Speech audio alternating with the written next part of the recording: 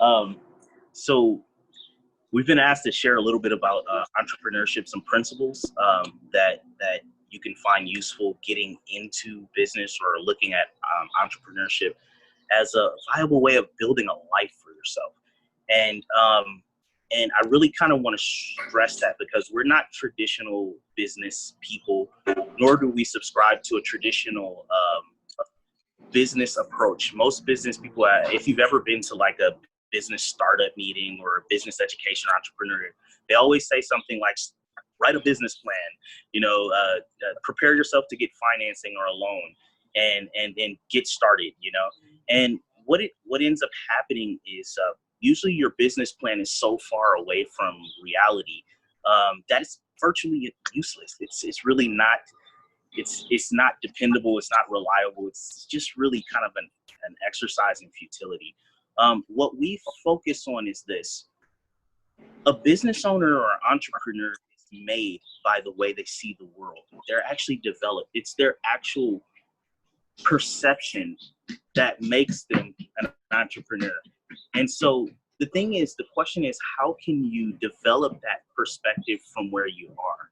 That's really the question. Because if you can learn how to see the world as a business owner, business will flow from that. It will come from that almost naturally. You'll find yourself making more money and you'll need to form a business as a result to deal with the more money or the more problems that you're solving. So I'll just start with something that's very, very kind of simple, but it's really fundamental to entrepreneurship. And then I'll tell you a little bit about Marcella and I. All right. The thing that I'm going to say is very, very, you may have heard it, you may not have heard it, but it is one of the things that is most fundamental or most universal amongst entrepreneurs. All right. So what is an entrepreneur? How is an entrepreneur different from a business person? An entrepreneur is generally a problem solver. They're the people that find a problem in society and they create a solution. Or they may find a problem in their community or in their life, and they literally create a solution to address the problem. And they usually end up making money as a result of that, or building an organization as a result of solving that problem. Business people, kind of in contrast, they literally just run the systems that an entrepreneur has already created. And so the one thing that's really important, and it's really critical that no one or very few people ever talk about, is the fact that entrepreneurs are created because of problems. So it's like most people, if you have a problem, most people get scared, oh my God, or they run away, or nobody wants to see problems. We all have problems, right? Like you wake up and the furnace is broken, there's a pandemic and all these different things. And so your natural reaction is to run or to try to avoid problems. But entrepreneurs find themselves walking into and embracing problems because they know that problems create the environment where entrepreneurship or innovative solutions can come out of. And so there is a pattern or a formula for an entrepreneur, and it generally goes like this: pain, problem, solution, and then from the solution, the business forms. Does that make sense? Have I lost anybody? Well, that makes sense. Yeah, it's case in point is just passed away Herman Cain. Herman Cain was a great entrepreneur, and he was business savvy. He was well known for bringing back Godfather Pizza. Godfather Pizza. Right? So that's one example that what you're talking about. That's a great example right there. Mm-hmm. And anytime you see an entrepreneur, you will see that example over and over and over again. There was a problem. Maybe they were the only person that solved the problem. Like, for example, Henry Ford. A lot of people don't realize Henry Ford grew up on a farm, and Henry Ford hated horses. Oh, wow. Follow me here. He hated horses. He thought that horses were the worst animal. He hated the idea of getting around on horses. He hated the idea of having to travel by horse. And he said there has to be a better way. That hatred for horses, the problem, led him to create or to be fascinated by steam and internal combustion engines. And so he ended up hating the horse and creating his own horsepower and creating the car as a result of that. And time has testified that his personal problem turned into a multi-billion, trillion-dollar industry. And so you see it kind of over and over again. So the one thing that, if there was any lesson that I would leave, kind of an overarching, is what Napoleon Hill said. He said that within the seed of every defeat, or within the seed of every problem, is an equal and opposite solution or reaction. And so if you find a problem, or if you find a sorrow or a loss, if you look at that problem, you will find the solution, because it's built into the problem. And your ability to do that, to not be overwhelmed by the problem, will have a large degree to do with how you're able to succeed as an entrepreneur and just an individual in life. Some people have problems and they spend their whole life wallowing and complaining about a problem, you know, and they never get to the solution, never. And so don't be that kind of person, especially if you're going to be an entrepreneur. Do not be that kind of person. Find the solution. Is there anything else you want to say before we kind of get into our story? Well, I think we could go ahead and kind of just tell our story and then just go into the points. But well, basically, before we started like making sausage, we started back in 2005 in Nashville, Tennessee, as hot dog vendors. You know, so we're just people on the corners selling hot dogs. We had supposedly gourmet sausages that we had carried from all different places around the country. And then we have found out after watching, I don't know if you've seen the movie Food Inc., but it's basically a movie that tells about what's behind the food industry and how there's ammonium hydroxide in the meat and chemicals, and how terrible basically how the food system was. So in that, it really disgusted us, and we were determined to see if the system that we were being a part of actually was okay, by asking around and saying, hey, the people that made the gourmet hot dogs, if they were able to trace their meat back. And they said, no, we couldn't even tell you which side of the country they came from. They could have came from China for all we know, you know. And, you know, that really disheartened us. That's really where a lot of the pain came from. And we realized, well, shoot, if we're not a part of the solution, we're a part of the problem. We're feeding children, you know, birthday parties, weddings, and things of that sort. And not only that, she was pregnant with our first child. With our first child. So, and we did the second best thing at the time to try to find a solution, to try to find organic product all around the country. But it was, one, they weren't good, and the price wasn't right. So those two things. Like, if you're going to replace a hot dog, especially the kind that we had, you better replace it with something that was at least tasty, and two, something that you could make a profit off of. So we couldn't find those two things. So we literally shut down our business, lost everything. You know, okay. and started over in Columbus, Ohio. Let's have a break there. So this was if kind of like I knew then what I knew now, this is one of the first things I would tell any young person or any person that has had their first bout with life. Life is not this kind of Disney character, this kumbaya, this kind of happily ever ending that thing that the movies always portray. Life doesn't really work like that, especially in the beginning. It doesn't. Life is kind of like an abusive extramarital affair. That's kind of like what it's like at times. It can beat you and then take everything that you have. And the thing is this: when life acts like that, you have to learn how to center yourself and to begin to craft your own life. Entrepreneurship is more about designing the way that you want to live on earth. And let me kind of just stop and flesh that out a little bit, because there are different types of people. If you look at people, most people accept whatever life hands them. Period. I mean, they take whatever job they can get. They take whatever mate they can get. They take whatever neighborhood they feel like they can afford it. They take whatever car, it's like their whole life is just accepting whatever it is that they feel like is available to them right there. And the thing is, the entrepreneur, not only do they solve problems, but they feel like the problem is prompting them to grow. So this is the first thing. When you have the problem, you can accept the problem as a part of your life. You just learn to deal with it. Or you can challenge the problem and grow beyond the problem. Does that make sense? And so entrepreneurs usually take this second approach, especially in the area around where they're really passionate. And it's something I think more Americans need to develop, because once you start accepting things that you don't like, accepting things that bring you pain, it becomes a habit and your life kind of just goes down, you know?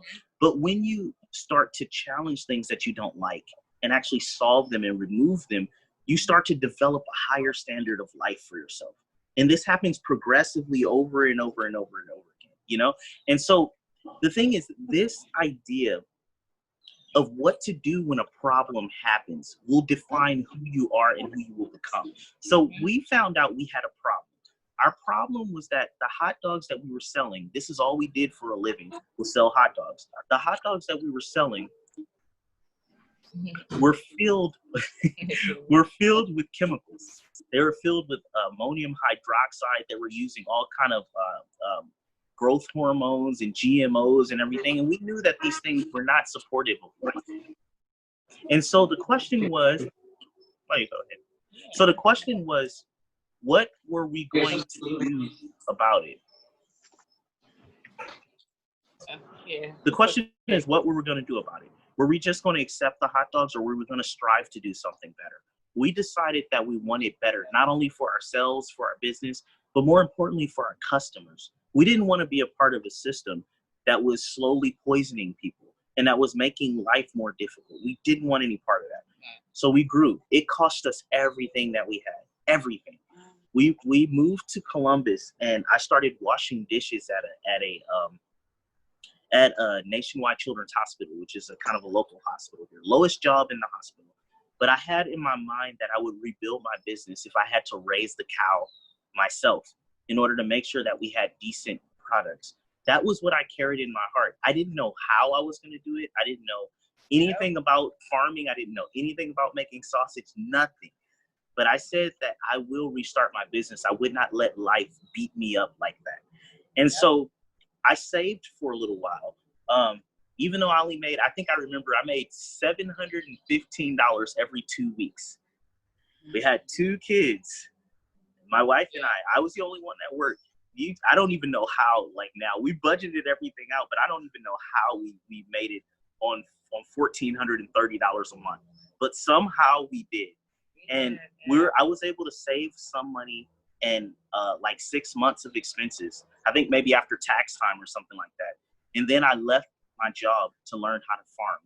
And so that was the beginning of the Good Frank, where we faced the problem and we said, look, this problem is huge. We don't even know where to begin, but we know that we want to offer better quality products. And so we quit. I quit doing the thing that I was doing that brought security. Right. And I took my kitties out with me to the farm, at a local farm at Four Seasons City Farm here in Columbus. And I had them with me. So they were with me all the time. And we're managing the farm, learning how to, grow things. And it was a process. Yeah, it was. It was really fun. tough. But we learned, while we were there, we actually learned how the food system worked. Because we developed a system where we started to sell food that we had grown, produce that we had grown, directly to stores and directly to restaurants. So this whole time when we're working, learning how to farm, we're developing relationships with the buyers from the grocery stores and restaurants. Yeah. And so we put together this whole system, developed networks along the way. And then one day we were like, okay, we need to learn how to make sausage. So we took a class on making sausage, started experimenting, learned how to make sausage, and then started selling our sausage to the very people who we were buying from, who were buying produce and stuff from us. We started selling vegan sausages. And that's how we got our start, in the wholesale side of the business. But again, that all started from one problem, you know, and trying to figure out how to address that problem. That led to another problem. How do we learn? I don't have time. I don't have money. I don't have credit. My credit was destroyed when we lost our house in Nashville as a result of all of this. Couldn't find work during the economic downturn. Yeah, 2008. And, Like that's when it all happened. Yeah, that was bad. But the thing is, one problem after another, and we rose to each problem and met it, and that built our business. And so after we got our wholesale business up and running, we started to realize that there were so many people that wanted to go into business for themselves, but they did not know where to start. Everybody told them that they needed to go and do this and get loans. They need to mortgage their house. They need to do this, that, and the other. And I was like, we're sitting here. We have a business that's profitable. We don't have any debt. We're sitting here just enjoying our lives, but we didn't go through any of that. We started with bad credit. We had no cash, you know, but there was these simple, innovative ways that we went about doing business that nobody teaches, you know, and I started to find out that a lot of the education that's done for business is really done by bankers. It's designed and it's sponsored by the banks because they want you to go into debt with them in order to do your business. And that's an option, but I would not recommend that option for anybody starting out, because the truth is you don't know what you're doing, and you will lose a lot of money before you make some, you know?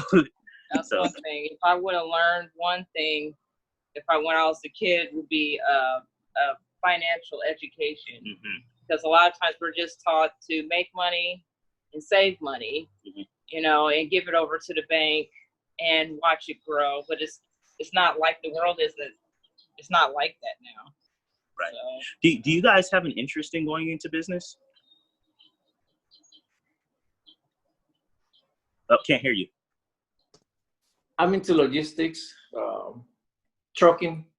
Okay, nice. Okay, so I've been through that, and I've been in the trucking business for 30 years more. So I know exactly, you know, what you're talking about, and going through equipment, failure equipment, you know, replacing the equipment, start all over. And so currently I'm better off leasing equipment. Okay. Than buying, because at least with the leasing equipment, everything is included. The maintenance, insurance, everything is included. So in a perspective way, on the last 2 years with the lease equipment, I have been more profitable than previously.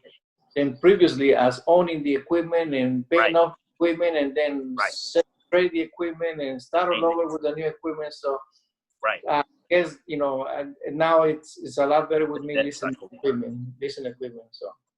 So I know exactly what you're going through and what you went through, and, you know, about all that, you know, because, you know, just what you say, you know, you want to succeed in life, you got to stop from being, staying stuck in a job that you don't grow, you don't make more, or you don't make enough, and then you yourself get frustrated with life. So I didn't want none of that for myself, because I always been living like say the fast life in New York City. Move to a small town, you know, you change, everything has to change, you know. You leave something behind to start something new. So that's how it happened here in Fort Wayne. So we, you know, start a new life and become something more than you know, I could have been. So, you know, or I could not have been over there, you know, and accomplish it here. Okay. So are you driving now? Yes. Yes. Are you doing long haul? Home. Yeah, we're home. Yeah. Yeah. Okay. But I still drive outside. Yeah. Oh, yeah, like long haul trucking, or local? It's more profitable staying regional. Okay. Regional, Columbus, Detroit, Chicago. Yeah. Staying within, you know, the area, and then going over the long road, because the long road is the wear and tear. More expensive, more wear and tear, and you stay stay at home, away from home longer than staying regional. So we, you know, I stay home more, and I help my wife, and it's still, you know, it's profitable. It's very profitable too. That's good. And that's another thing, like depending on who we're talking to, because like you have people that are thinking about going into business, but once you're in the business, sometimes, and I don't know if you've experienced this, but sometimes the business can it can overshadow like the rest of your life. And it may not be this way so much with trucking because it's mostly driving. But I know, like, with a lot of people, what ends up happening is they lose their reason for going into business. Like, for example, if you hit a bump in business, all your attention goes to getting everything balanced again. And so if you hit bump, you're constantly putting out fires. You're constantly trying to stay afloat and get everything together. But you can lose the reason you went into business. So, like, a lot of times I see business owners, they say, I went into business so I can provide a decent life for my family, so I can have more time with my family. But the business takes their whole life, and so they don't even see their family. And the thing is, they lose the original reason. And so, like, what I found over the years, Marcella and I always take time to reorient, sit down and reflect. Yeah. Are we closer to what we started out to do as a result of what we're doing? Is there something that we can do that will bring us closer to our original intent, or to give us more time with each other, or more time, because we homeschool our 4 children. So is there more that we can do to incorporate all of us together? Is this even, does this business even make sense? We ask those questions because we realize that as individuals, we change. The things that we want change. What's important changes. The environment changes. And you have to make sure that you're always making sure that what you're doing works for you. And for everybody involved. And works for everybody involved. I've seen so many people lose their marriages, everything, because the business is not integrated into what they're doing for their life. And I mean, health, everything. And so you always got to kind of always make sure, and that's good to hear. Like he says, he moved and he's doing regional because it gives him more time with his family. That's always good, because those things are important. They are really, really important. Once you learn how to make $1, you have to learn how to have that dollar peaceably abide with you, you know? And so otherwise you're going to end up paying in something that's completely unrelated and unavoidable, you know? And so, and then if I was a child, you know, it's very important that whoever you're relating with or your associations are all on the same page, because your friends, they're just like investments. You know, it's like whatever you give your time to, that's what they're going to reflect back at you. If you have people that are not on the same page, they're going to be, you know, you're going to be knocking heads, you know, all the time about what are you doing? Oh, it's not worth that. And you don't need that, you know? So it's like, it's important to have people around you that are reflecting, you know, where you're going. That's correct. And if they're not, you just have to let them go, because, you know, your time is more important in what you're trying to build than just, you know, the law of growth. It's the law of growth. So you really an important thing. I People like will that. make you or break you. I like that, especially for I was saying I like that, especially for our young youth between the ages of 12 to 18. Like you're saying, your associations, you have to make healthy choices, because that one unhealthy choice, that one bad choice could deter your whole purpose and plan for your life. And people don't necessarily have to. I heard someone say this recently: when you have a vision, the vision is not to be debated. And I really, really liked that. So your friends don't have to debate with you on your life vision. You know, either they're for you or they're against you. And like you were saying, Marcella, you will have to make that decision if that's someone you want to continue to associate with or disconnect yourself with. And especially in these teenage years with so much, you know, peer pressure. So I like that. What did you guys call it? The law of association. The law of association. Absolutely. Yeah, they said we were just talking, and I was like, how could I explain that? They say birds of a feather flock together, and it's we're saying remember, chickens flock together too. Like And if you're flocking around with chickens, all of you guys are going to end up in the pan. And so the thing is, like, you have to decide. Be an eagle and soar high. That's right. Or be a chicken. You know, it's better to be on your alone than be associated with all these people that are about nothing. And that's just it's just one of those things. We talked about things that people know that just aren't so, and that's really one of them. Everybody talks about that it's wrong to judge people. It's wrong to have judging or prejudice, or it's wrong. But look, you better. Discernment. That's a good word. Discernment. You need to have discernment. Yes, it's not discernment. It's not discernment of a person. That's not what we're discerning. No. What we're discerning is a person's place in your life. See, the thing is, everybody, the whole world is not going where you're going. And you have to learn to figure out whether the person you're associating with is even headed in the same direction as you. If they're not, you need to leave them alone, because what's going to happen is they're going to pull you back in the direction that they're going. You're going to be living in guilt. And regret. Regret. So, just we have the little conversation with yourself, like, this person is kind of cool, but, that is one of you got to let them go. You can even tell them, like, you're going in your way. Good luck to you. I got to do my thing. So the thing is, one of the other things that I would share with a young person, that's a big one, the association.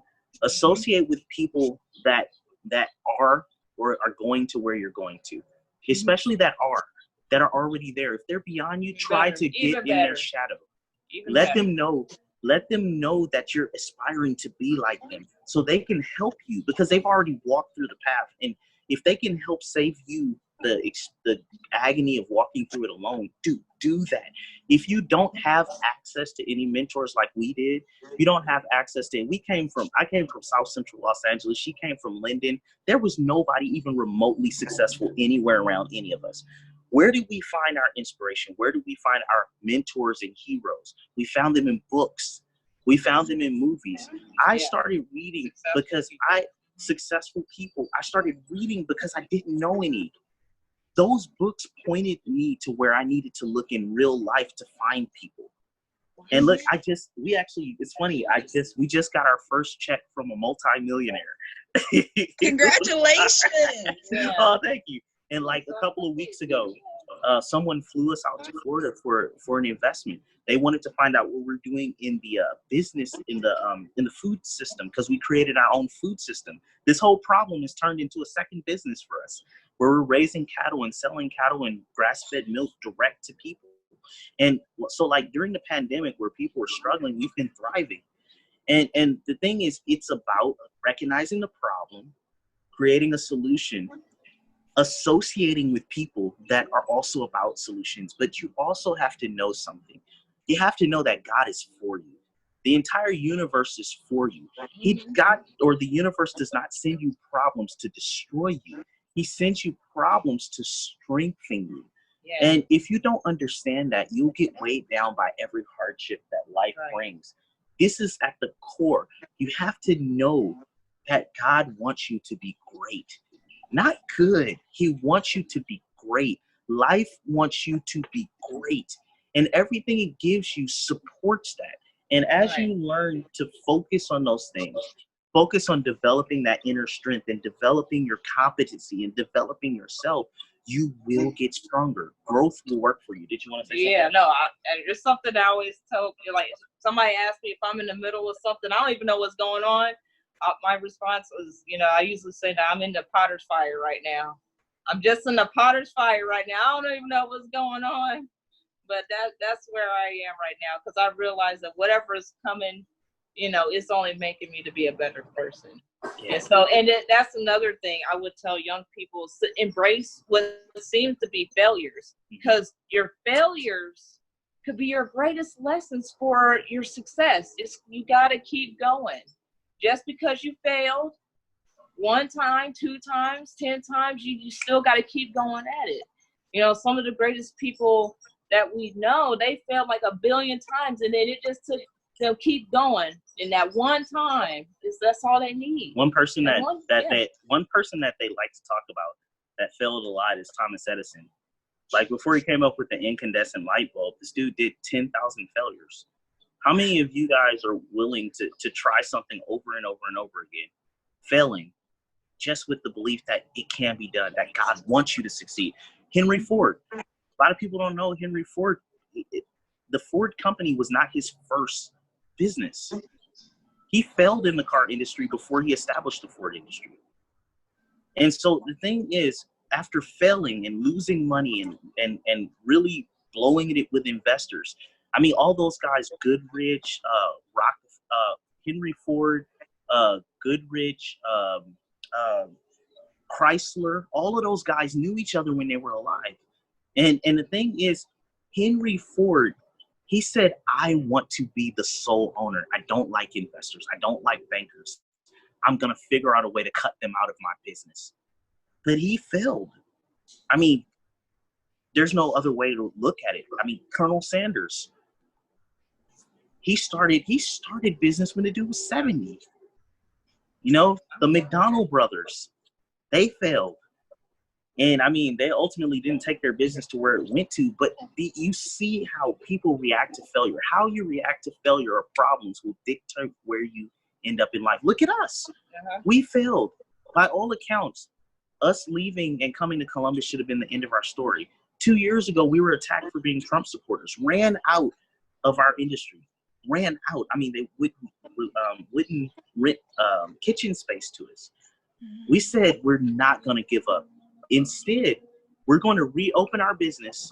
We had no income. Our income went from here to nothing overnight. Nothing. We had 4 kids, rent, everything.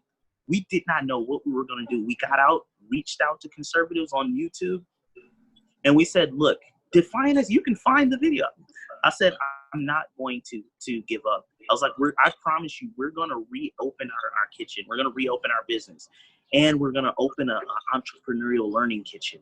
We're going to repay these hateful people that did this to us by teaching entrepreneurship in the very areas that they try to keep oppressed. Like, we're going to show people that they can. 4 months later, we reopened. Recently, in the last 2 months, we opened a second business. We're more profitable now than we were then. Right. We ship all around the country. We developed a whole shipping system. I mean, this happened all within the last year. Right, and let me add something to that, too. We did not have debt. Because we did not have debt, we were able to put things on hold, you know, because we weren't puppet masters to anybody else. You know, we had our own, we held our own. When we stopped, and restarted over again. So I had to. Yeah, that's really important. And that it's part of the financial literacy that we teach. There is a place for debt. Don't get me wrong. There's a place for debt. There's a smart way to use it. Debt is almost necessary to get scale. But you don't want to go into debt if you don't know what you're doing. That is the key. You never want to gamble with other people's money. If you're going to gamble with your own money. So how about don't gamble at all? If you go into business and you have a product, you get people on a waiting list for your product and say, look, I have $10,000 worth of orders right here. That's right. That's what, do you show somebody like that, an investor or something like that? Like, people need my product and I need to meet these orders that are already waiting. You sell the product before you make it. You sell it first before you ask for that money. And so in that way, it's not like you're starting a business and you're waiting for people to show up. And I think that's so good.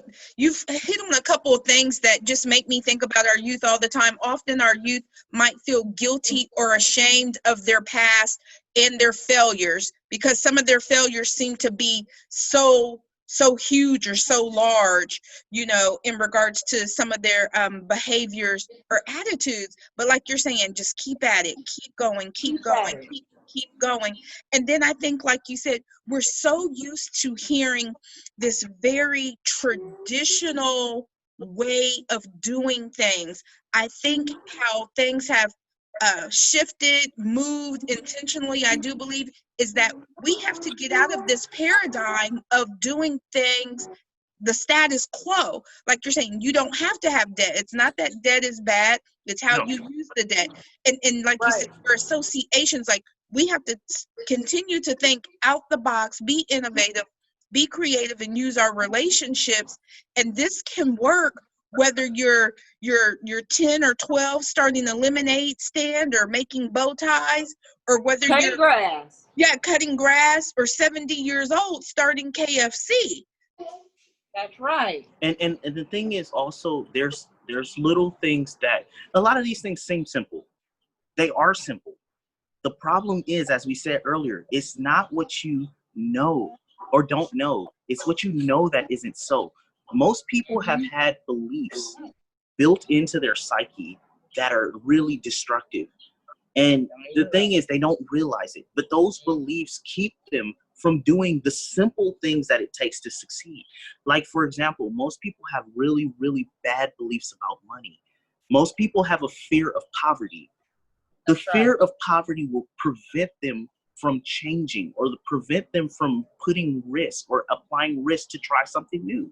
Right. And the thing is, it's not that they're not capable. It's not that they don't have the skill or the desire, or even the resources, but they're a chicken at heart, because they're so afraid to fail, or they're so afraid of being poor and being homeless, that they won't step outside, and that will keep you from succeeding. So a part of business that we really address is that we address all of these things that are designed, these belief patterns that you pick up through life, that are designed to prevent you from achieving the life that you want to do or to achieve. And there's so many. Yeah. Oh yeah, no. And this thing with money is a really big one. Oh. Some people, they probably don't even realize it, but they have a hatred toward wealth. Yeah. And it's not because, let's say, their parents might, or maybe their parents or somebody in their family would say that, I don't want to be rich, I don't want to be this or more than, I just want to be salt of the earth, but make money your friend. Because people say the root of all evil is money. And some people really believe that. But you got to think, what is lack of money? It causes the root of all evil, in my opinion. From what I see, you got underground markets, you do everything, so what make money you go out there to celebrate it. It's all about how you're going to use your money. If you want to better yourself, money is your friend. And it's okay. But a lot of people have that belief system going into business and not realizing that thing is holding them back. Right. The other thing is, like, for people, another common one, and this is a little bit more advanced, but a lot of people believe that they have to work for money. You have people that are taught, by their parents or whatever, that they have to have a good work ethic. You have to get out and you have to be grinding in order to make money. It doesn't work like that. In fact, the more that you work and the more tendency that you have to work, the less money you'll tend to make. And the reason is because you have 24 hours in the day. You can only work, honestly, for any length of time, 20 hours a day. That's it. So in order for you to make a significant amount of money, you have to make more in those 20 hours than you could. And it just comes to a point where that's not possible. If the bigger that your problem is that you're solving, the bigger that your dream is, you can't work your problem. You can't work a solution to your problem by yourself. You can't work it into the ground. You have to develop other skills to learn how to work with people, other skills to learn how to make your time more efficient, how to delegate, how to maneuver. But you have to start to value the thought, not the hands work, but the thought. You have to learn to value the vision. And these things don't fall into the traditional definition of work, but they are work. And when you start to apply them, you'll realize that it is an actual skill to be able to see something and to be able to put systems in place to make that happen. Right. And this is another thing, as for a young kid. Now, my grandpa, I love my grandpa. My grandpa will always ask me, so how would you cut the grass? Now, in our front yard, we have like a slight slope in the front yard and some trees there. And, he was like, how would you do it? And I was like, I would go up and down, He was like, okay. No, he will always sit there and go like this. Think, Marcella. You need to think, how can I do this easier on you? And I was like, He was like, now, if you think about it, if you went straight across or from the top going down, you would have made it a lot easier for yourself. So what that is our energy is finite. You know, you only have so much energy. If you could do something in a way that's easier, do it that way. I'd always think, how can I do something more efficiently without so much energy? Let me block in real quick. So, and this will probably be, I think we're getting close, but this is a really, really, really, really big thing. Like when you're dealing with a problem, you ask, how can I solve the problem? And how can I make this problem less of a problem? You know? And then you get to the point where, how can I make this problem enjoyable to deal with? This is all growth. But at the same time, when you're dealing with the issue, you have to compare it to what you want with your life. Everything comes down to, for the entrepreneur, for the employee, for the business owner, for the investor, it has to do with what kind of life that you want to live. I'll tell you my life. The ideal life that I have is sitting on an island that we own with my wife, and we have a castle on the island. We have livestock, and the island's completely self-sufficient. We have our own little leave me alone place. Yep, in my vintage garden. Yes, this is what we're working toward. And so the thing is, everything that we're doing is anchored in that. It may mean that for us to get to that leave me alone place, we have to build this system that touches half of the world. But we're doing that with the anchor into our own place. A part of what we're doing raising cattle is to learn how to manage our own place, you know? And so as you grow and you put things together, the wise person always synthesizes. They always bring all elements. If you have a relationship, your wife or your girlfriend, they better be involved in what you're doing. If it's your life purpose, it's going to be there longer than maybe she will. And if she's not there, then you have a problem, because you're going to break off and there's going to be a lot of energy wasted down the line. You want to make sure that your whole life integrates. Especially if you go into business, your mate needs to be there with you. If they're not involved directly with the business, they can't be hostile toward it, you know? And that's the worst thing. Ooh, and I've seen some things. This thing about the Bible calls it being unequally yoked, but this thing with relationships, marital problems, relationship problems, they are, I would say, up there with the #1 destroyer of businesses, of dreams and hopes. If we licensed our business when we came back here. We actually sold our business and lived on an island for a little bit. Wow. We were sitting back like, well, how old are we? 33 or something like that. And we're sitting back on the beach getting residual income. And so, but the lady who took over our business, she had marital problems. Yeah, she had all the energy. She had everything. She knew what she was doing.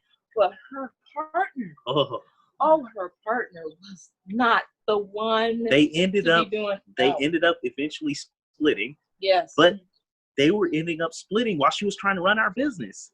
And so we had to end up taking our business back. So that's always something we consider now. Like, how is your relationship? How do they feel about it? Because if they're not on the same. And had I known what I know now, I would have saw it from the very beginning, because it was very obvious from the beginning. But you don't think about things like that until they blow up. And again, those things that you know that just aren't so, you know? And I think that's good. Goes back to the law of association, you know, for our youth, you know, we're not pushing them necessarily to be in these adult type relationships, because as we know, some youth, the majority of them are not emotionally, socially, or physically mature enough to be in relationships, first of all. But those who are, like you said, those are things, like you're saying, they need to be thinking about. Because sometimes, you know, they figure, hey, I'm a teen. I have all the answers. I have it figured out, you know, but keep living. And like you said, making decisions and making healthy decisions. If you do decide to be in a serious, committed relationship, how is that partner going to impact your vision, your business, your future? And I love, you know, everything you said. And Marcella, when you said your grandfather said and asked you, hey, how would you do it? I think for our foster parents, I think that they need to take time out and Yes. ask the foster youth, how Yes. would you do that? Because I can guarantee you a lot of foster parents are probably saying, do as I tell you to do, that Ask no type of thing.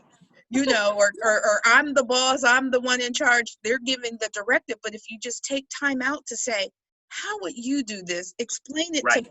Share with me your thought. And it might not be the way you would do it as a parent, but it doesn't mean that their way is wrong. But where you see where their mind is, and if there's something that needs to be taught, you can address it. Let me share this before we get going. And then I'm going and where we what we did with our own children, because our oldest is 12, our youngest is 5. Yep. And so we homeschool. I'm like looking after 3, you stop. Like, do we really have 4? Okay. And so I don't even pay attention. I know. But we sat down one day, and it was a few years back, and I sat down recently here, but I'll tell you what I told our kids. We took them to McDonald's, and we all sat down, and I said, look, this is where we are. We know we're not in the best place. We know we're not where we want to be, but I'm going to tell you, this is where we're going to be in a year or so. And I explained, because we didn't have money to get something. And I said, I explained to them what was going on. I said, this is where we'll be in a year, and this is why we're doing this way. I want you to pay attention, because you need to understand what we're going through and how money has to move in order for things to be successful. You may not see it right now, and it may seem like you don't have this or you don't have that or you're not able to do this, but I want you to understand what we're doing. And I said, this is what I want to explain to you. And I looked at my oldest, and I was like, in a few years, you're going to be at the age where you can drive, and you're going to want to start to drive. You're going to want to start your independence. And I'm telling you that this is the most important period of your life, because how you approach this will determine whether you'll be a wage slave for the rest of your life or not. And I was like, let me explain. And I was like, you'll come to appreciate us for sharing this with you. I wish I had someone to share it with me. I was like, when you turn 15 or 16, you're going to want a car. And you'll have to answer the question, how do I get a car? And so the first answer that people will tell you is to go and get a job. So you'll get a job as a part-time job somewhere in order to buy your car. As soon as you get your car, you'll realize that you have to pay for insurance. You have to pay for yearly registration. You have to pay for gas, which means that now your car has linked you to your job. If you don't go to your job, you cannot maintain the car that you have. And so once you have the car and you're maintaining the car, then you'll want to go to places. You'll want to do this and do that. And then you'll want your own little place, and you'll realize that you're working full time for this car, and you can't stop because you're obligated to pay for this car. All of a sudden, without you even realizing, the thing that brought you so much joy will actually entrap you into the working world. I was like, this is your first experience with wage slavery. Most people make the mistake. I make that mistake. If you go this route, I will love you, but I will not be able to help you. I won't help you because we've had this talk. And I said, look, this is how this goes. Instead of doing that, and then I said, what are some things that you want to do? We pulled out paper, and I started adding the cost. And I said, this is how many hours that you work. Very quickly, it went over 40 hours. I was like, now you're working 2 jobs. And so, in order to maintain this. And I was like, your life, how would you feel? You don't like to work now. Right. Come on now. And so now just to have the car, you're working 2 jobs. And they're like, oh, man, that sucks. And so I said, let's look at this another way. I was like, you still want this same car. You're 15. You wait. And you work a little bit. And you save money. Put it to the side. Now, instead of going and buying the car, I drew a building, and I had 4 little units on the building. And I said, buy this. And they're like, what is this? And I drew 4 little doors. And I said, this is going to be your first thing that you buy. You will buy a house. with 4 units. Why? You can live here if you want to, or you can live there. But each one of these units, let's say it brings you $500. Mm-hmm. And what happens with a loan or a mortgage, just like you're paying for the car, you pay you pay $1,000 to buy this building. You're paying $1,000 a month for this $100,000 building. All right. And so I was like, your mortgage is $1,000, but you're making $2,000 every month by renting out these 4 buildings. From that money, how much are you paying in your mortgage? They're like $1,000. How much you bringing in? $2,000. So you have $1,000 profit, right? Mm-hmm. So I was like, you take that $1,000 and you go and buy your car. The $1,000 profit. Yeah. So now you have your building paying for your car, and you still have all the time to do whatever it is that you want to do.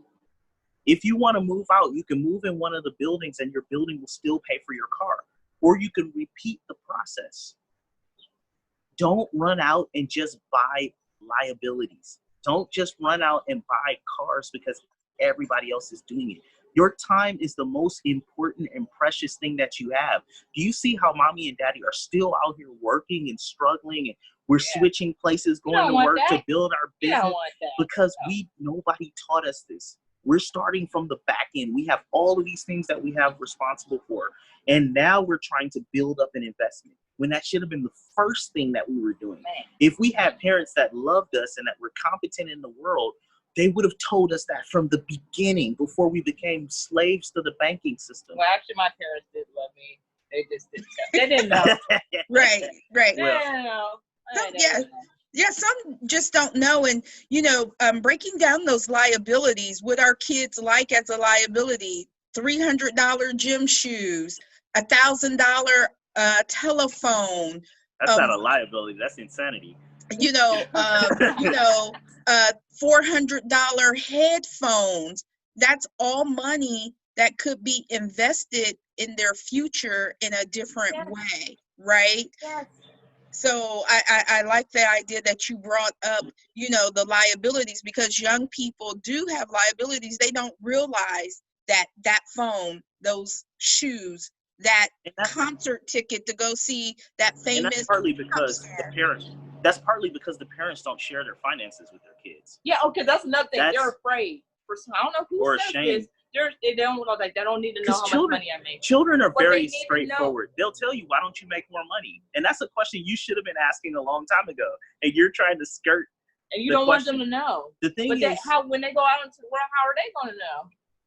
And so, our own shame as parents and our own incompetence as parents almost condemns the next generation. But if you say, look, this is where we are, I simply don't know.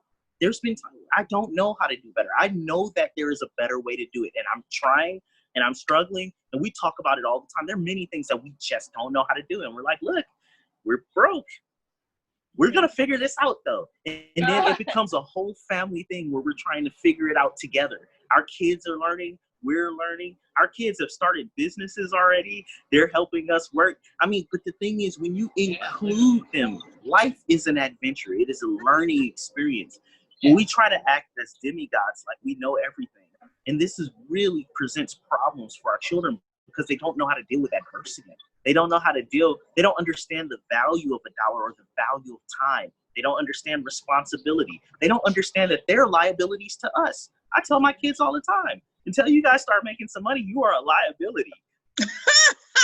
I was like, oh, Dad. You guys are a poor investment. I hear it.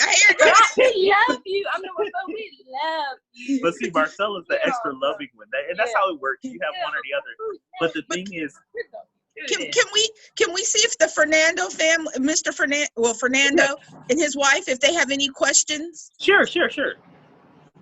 Well, I think that's what is missing in today's education, and at the same time, the lack of parental guidance, because what also is that these reality TV shows is that what's messing up this generation and the previous generation, all these reality TV shows that they watch, constantly staying on TV or watching this to become or to be something that they are not. That's right. And in the end, that's where the frustration from them comes, because, like I say, they drop out of high school, they get pregnant, they don't come. It's hard for them to get back into society. And in the end, like I say, those who have, and those who have not become envy of those who have it. That's right. And that's what we're living right now. It's by design. But at the same time, the parent brings the television into the house. The parent allows the television to sit in front of the child, or the child to sit in front of the television, because let's be honest, the parent has a lot of things that they're going to do. And I mean, at times they just want some space by themselves. You know, children, they can be right there up under you and you just want some, but I mean, this is the thing. Parents have a huge responsibility that they're not meeting. We're not raising our children. Like, we use the school system as a babysitting. We use the television as a babysitting, and there are real consequences to that. Very few people talk about it. Like, for example, we don't have a television at our house. We don't have cable or anything. We have YouTube, which is bad enough on the computer, but we've lived without a television, and you can tell, like our children, you can tell about us. And the thing, I'm not saying that a television is bad. I've thought about getting one for particular purposes, but the thing is just to be mindful of what's happening. Right. And as long as you are telling them what the actual expectations are in life, that is the most, how involved you are in your own child's life is the most important thing, no matter what. They listen. Children listen to you. They do. And if you spend time with them and love them and really tell them, hey, look, show them. Look, America is full of people that are failing, that have made waste of their lives. Show the children. Yeah, we said all this now. Show them. Yeah, show them. I mean, they're in your own family. They're everywhere. Show them. That is the most important. Not to say as I do, but show them the practical results from the decisions that you make. I mean, don't demean people, but literally show them, like, you have choices in life. And if you want to be like this person, you need to look at what they're doing. If you don't want to be like this person, you also need to look at what they're doing. And if you wonder how we're able to do what we're doing, look at what we're doing and what we're telling you. And the thing is, the children, they will absorb it, but you have to take the time and do it. And that's why, like, even with teaching, we like to talk with parents and children, because everybody likes to focus on the young people, but most of their problems are coming from the parents. You know, That's true. It's crazy. I've never understood that. But it is. If anything, I would prefer to talk to the parents, because if they learn something and incorporate something into their life, it naturally flows down to the children.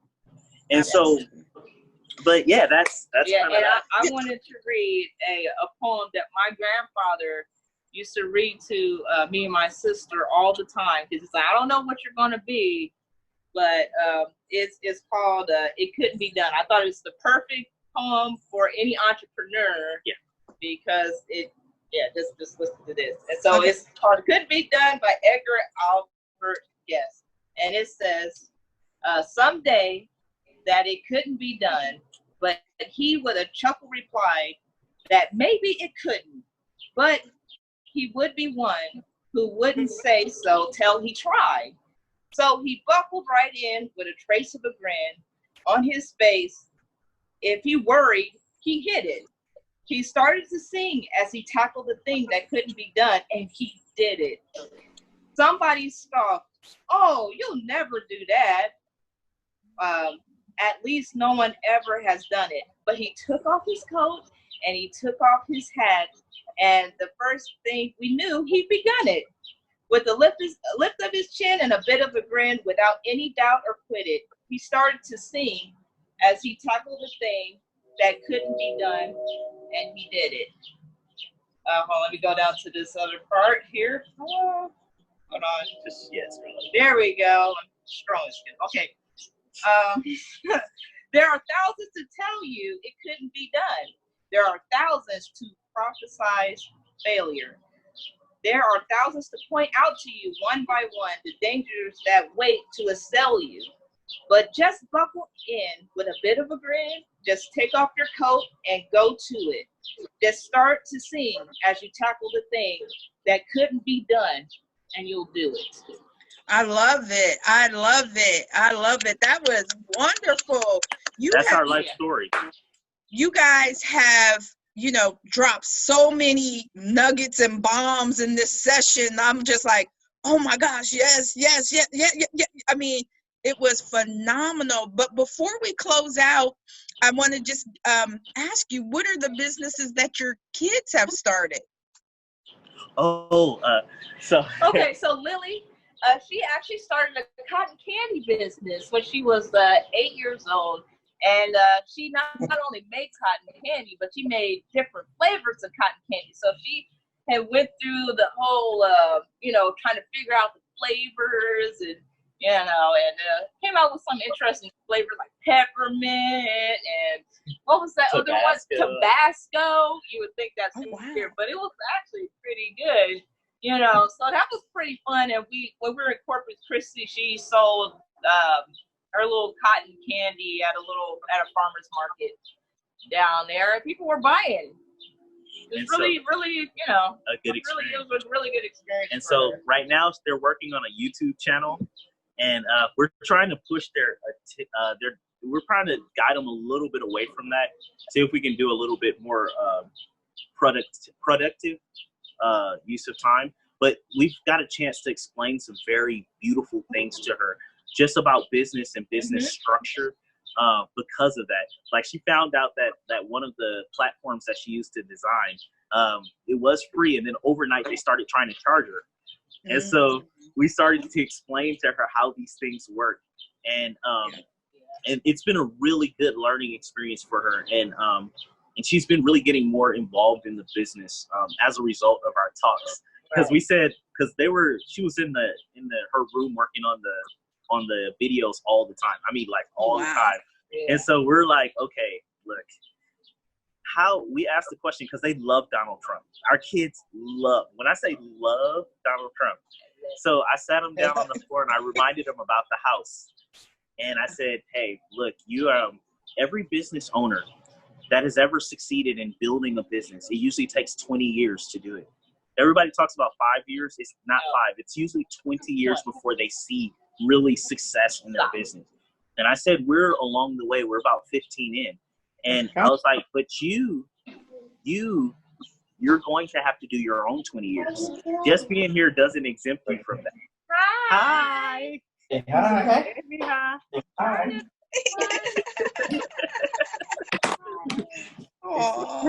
And so the 20 years it's almost a rule of thumb. Yours may be a little bit shorter, but I was like, let me ask you a question.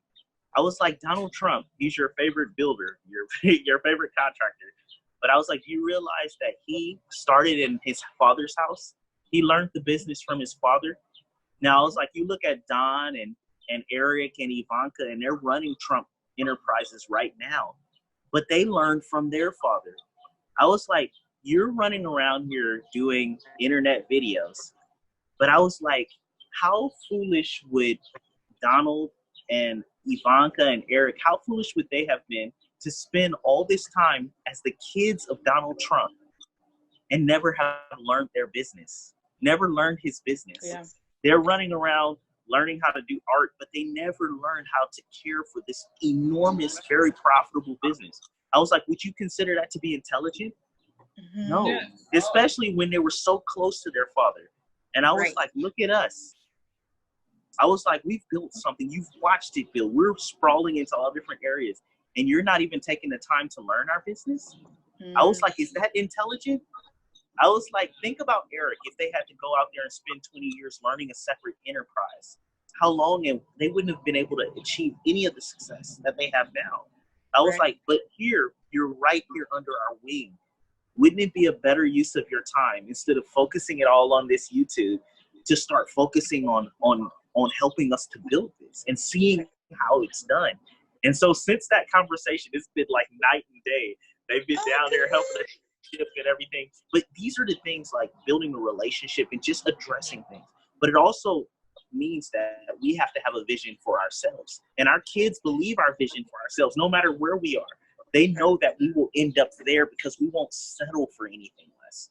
And that trait I'm seeing even in my children now. Like, even though she's not stopping YouTube, but she's being more present in the business. Like, And okay, so I'm what like, needs to be done? okay. All right, good. Yes, okay, yeah, that's good. I'm not gonna stifle your Yeah. dream. You And may redo that, because Right, she's and we very have- good at art. Right now, we But- have another daughter that's really, she's She's really an artsy one. She's like to sell jewelry, that she Okay. makes, and Cutthroat. yeah, but no, I like her though. Yeah, Judy's And- something. hmm Yeah, And, so and then Evan, the little bridge builder, yeah, he's always building bridges. So you my better guess watch is- that one too. We left him alone for like 10 minutes at the park, and he came back with a handful of money. And we're like, Like, what are you doing, boy? it was like he got Yeah, lost and so- went to the bathroom and was opening the door for people, and people Yeah, started you paying him. might I know was this. like, you guys. Right. So I don't know if you're familiar down at German Village where they have the like Shakespeare in the Park Mhm. down there. Schiller yeah, Park, that Schiller Schiller Park. Park. Yeah, but Shakespeare in the Park, but that's what it's called, the series during the Yeah, summertime. Yeah, so he would go down there and just hold the door open for people that need to go to the restroom, and they would tip them. See, and And that's I what didn't I'm even tell him, like, what are you?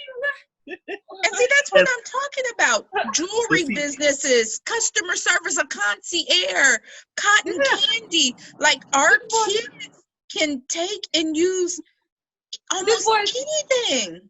Look, this boy was 6 years old when he did that. He And was so- 6. And so the thing is, like, Yeah. even with us, with this business, she's like, you we're there's all kind of opportunities to make money and serve. Yeah, Fernando. What's the name of the farm? The farm. Yeah, what's your name of the farm? Oh, okay. So we started a business. Okay, so the businesses that we have is the Good Frank. That's where we sell sausages, hot dogs, and sausages. Like kind of our original business. Then we started another business called the Local Meat Club, and that we're actually developing a farm, but we're working with an Amish family to adjusture our own beef and so they're- pork, and we're going to be doing a herd share from that, where we distribute grass-fed milk and grass-fed beef directly to consumers. Yeah, and they're so- in Fredericktown. And that's in Fredericktown. So that's in Columbus? Huh? That's near Columbus. Is that near Columbus? It's an hour. It's north. an hour north. An hour north of Columbus. Yeah, Can but you we tell ship. him- We'll be shipping meat. We'll be shipping meat everywhere, but the herd share will be here locally. So that's the business. We have the Local Meat Club where we ship meat everywhere. Then we're starting a herd share. It's going to be separate, but that's for local people here. And then the last thing we're starting, it's called Commit 15 Minutes. It's kind of like a political education, and we're going to be starting that here in the next few weeks. And it's a subscription service to teach people about the Constitution and how to take care of their life. Yep. So Right. can you give Fernando For- like your website Yeah, information sure. or number? Sure. The Good Frank is thegoodfrank.com. And the Local Meat Club is localmeatclub.com. Pretty simple. I mean, And then the farm that taught you guys how to do the farming, are they in business? Are they still in business? Yeah, they're still around. They're called Four Seasons City Farm, Yeah, I seen that. they're just Oh, a okay. but that's just a nonprofit farm. Okay. And so it's like an urban farm. And so I'm trying to think of some farms that might be in that area. That's a little bit trickier if you're trying to learn farming. Stratford is a Yeah, good- Stratford, but he's in Indiana. Right. I don't know anything in that area, but you can look for like No, some learning. I just that I often go to Columbus, so Oh, okay. and go across Amish town all the time. So Oh, okay, yeah. And if you want to buy something, we're actually going to be restocking again next month because there's a big problem like in the meat industry right now with processing. And so we're working on that problem right now, trying to solve it. But we'll be restocking like with our Local Meat Club because we're sold out of everything next month. And if you want to buy something for that or the sausages, just go to the website, order it, and when you come through, you can pick it up. Or we can ship it to you either way. It doesn't matter. great, So- great. Yeah. Well, thank you for your time today. Like I said, you guys were dropping so many bombs, so many gems, so many nuggets, all of this great, great information. It has been phenomenal. We appreciate you. I look forward to seeing you guys again in the near future. Fernando and family, thank you for getting on. We appreciate you for being foster parents. Continue to help us preserve families and secure futures, okay? Thank you. Appreciate all the info. Thank you all. Absolutely. Thank you. And pleasure meeting you. Yeah, pleasure meeting you too. Pleasure Thank meeting you. God bless you. Bye-bye. All right. Okay. Bye. All right. Bye-bye. Bye-bye. Yeah, so. Okay, they're gone. Yeah, they're gone. So I'll send you the audio because I taped it. So I'll definitely send that to you. Oh my gosh, that was so good. I think I'm gonna send this to my CEO. So okay. Yeah. So any way we can help, and we're putting together kind of a more formal curriculum. I'm not sure about the timeline when we'll have it all done, but it's something we are actively working on right now. Just because our parents need help